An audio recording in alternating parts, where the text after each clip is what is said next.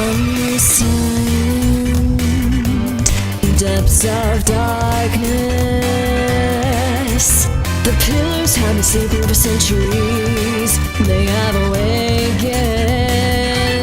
Now the blood, crimson blood, it summons the valorous to stand and rise up.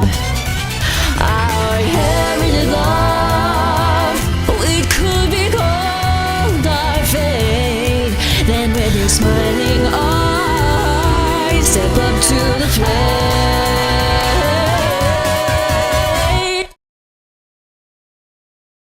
What is good, YouTube? It is your main man, the Source Kasuna here. Today, you guys have been asking for it. It's only been a few days, so I am going to kind of drop the build video premature.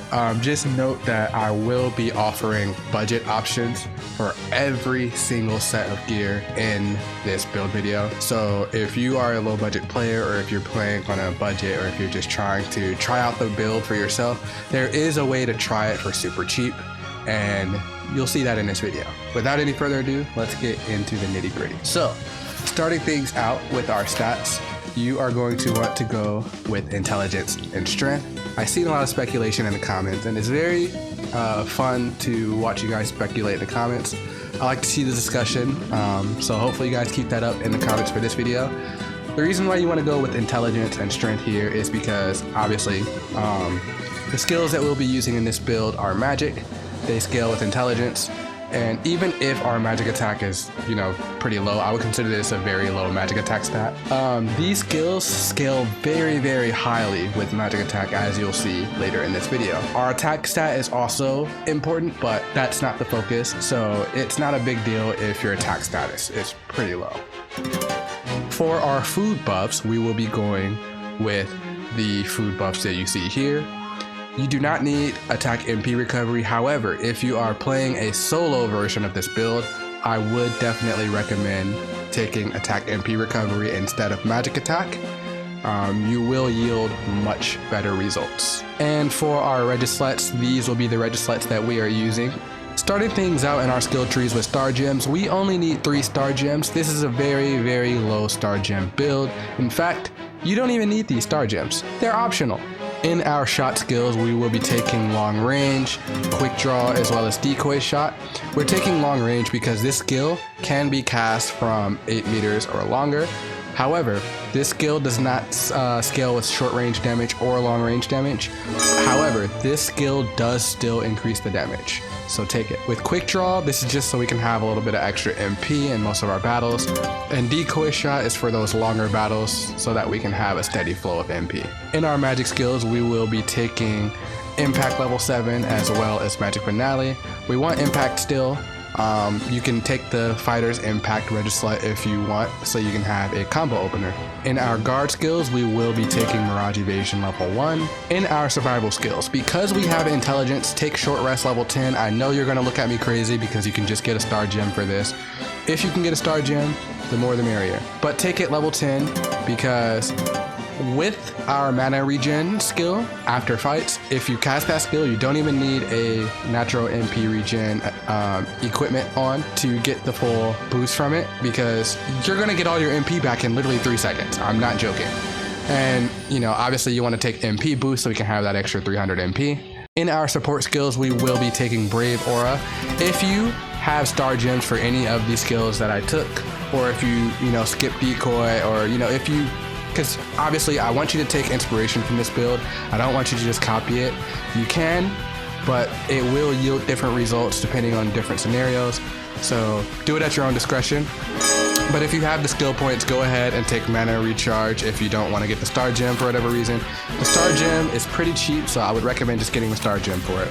Our battle skills are going to be eating up a lot of our skill points. We are going to be taking this entire top skill tree. We'll be taking Concentrate level 10. You can get that as a star gem if you can afford it. We will be taking Increased Energy level 10, Spell Burst level 10, Whack level 10. Again, you can get it as a star gem if you prefer. Critical Up level 10. And if you have the skill points, go ahead and get Intimidating Power for Draconic Charge. We mainly want Spell Burst out of the skill tree because it gives us extra critical damage on our magic skills.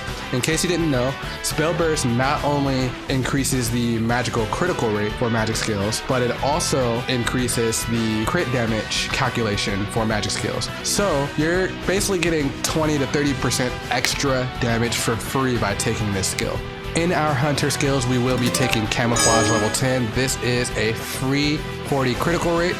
In our Mononofu skills, we're going to be taking Shukuchi level 1, basic stuff. Also, two-handed skill. I would honestly recommend this skill if you're able to find that 5% magic pierce elsewhere without the dagger, because I would recommend not using a sub-weapon at all for the most part with this build. You can get a little bit of free weapon attack as well as 5 critical rate, as well as some stability from this. So this would be very, very good to have. In our dual sword skills, we will be taking Godspeed. This gives us 15 agility. And last but not least, we have our halberd skills. We will be taking Flash Stab level 10. Again, you can get this as a star gem if you want to save the skill points. I chose to do this build without star gems, just, you know, for the sake of the video. Cannon Spear, again, you can get as a star gem, but take it level 10. You will get the ability to flinch enemies with the registlets.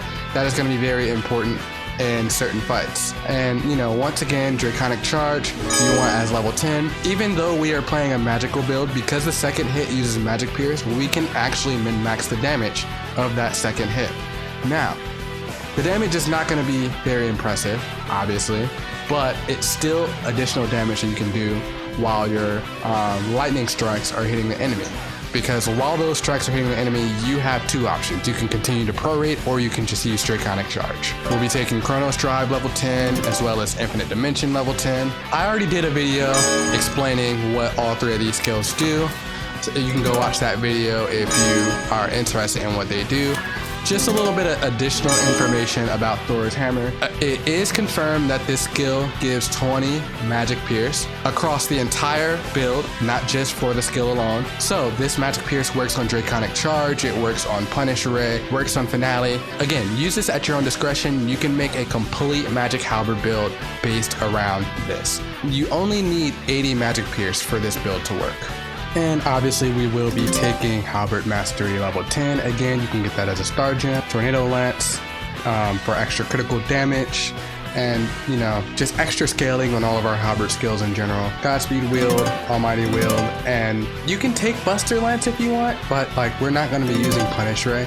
I took it level 10 because I wanted to test and see if Buster Lance became Grand Buster Lance whenever you use these skills. Spoiler alert, it doesn't, but hopefully in the future they add a mechanic where Buster Lance turns into Grand Buster Lance when you use, I want to say Blitz Strike. It would make Blitz Strike a little bit more useful. That's just something I want for me, because I believe if they add a mechanic like that, this would be the best opening for Draconic Charge in the game, and it will also be a very good sub DPS skill for this build in general. With all of that said and done, let's go ahead and check out our equipments. For our weapon, we are going to want stats like this. This is a failed gamble. My magic attack dropped by 1% and my intelligence dropped by 2%. But I mean, I was rocking with a 55% gamble. What can I expect?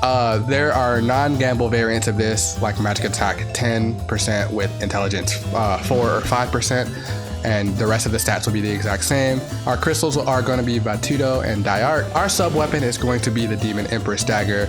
But again, if you want to use the two-handed skill, you can still get 5 additional critical rate. You'll just be missing out on the Magic Pierce, but you will gain a lot of stability. Our armor is going to look something like this. Disregard the magic attack in the armor, that was a lucky flip, but you're gonna want DTE, critical damage, critical rate. You can also exchange critical damage for intelligence.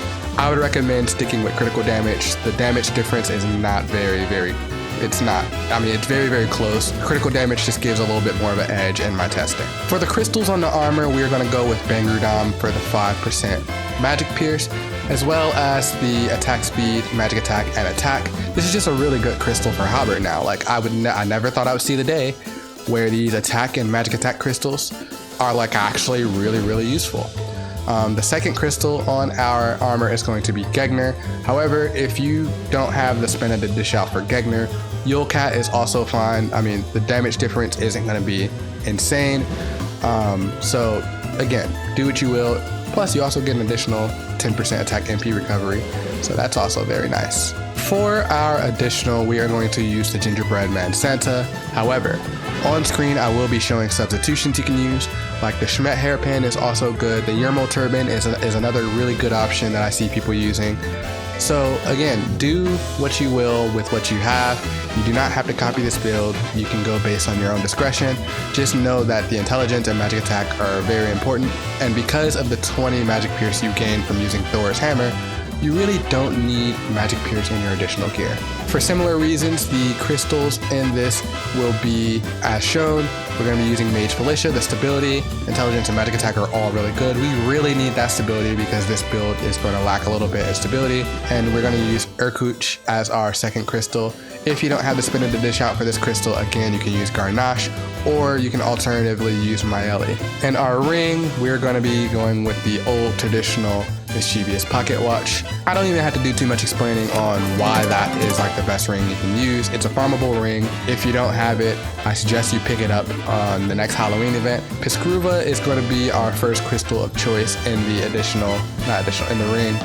And we're going to be going with E-Toys as our second crystal because this build, it's Halberd. Halberd without max motion is kind of just insane. Think about it. I mean, Halberd is known to be a speedy class, and now like suddenly these magic skills drop and like the build just feels slow. That's not right. Come on. For our avatar stats, we're going to be going with Magic Pierce as much as you can get in your avatars. This is about where you want at least 20 from your avatars. Just a little bit of additional information. This build does require 395 skill points. However, as you can see, I took every single skill that I need and I still have 2 extra skill points. So with your discretion, you're going to have tons of extra skill points for future skill releases. So again, this is a very, very cheap build to use skill point wise, as well as gear wise, if you heed the substitutions that I showed you in this video. I saved the best part for last. Let's get into the showcases.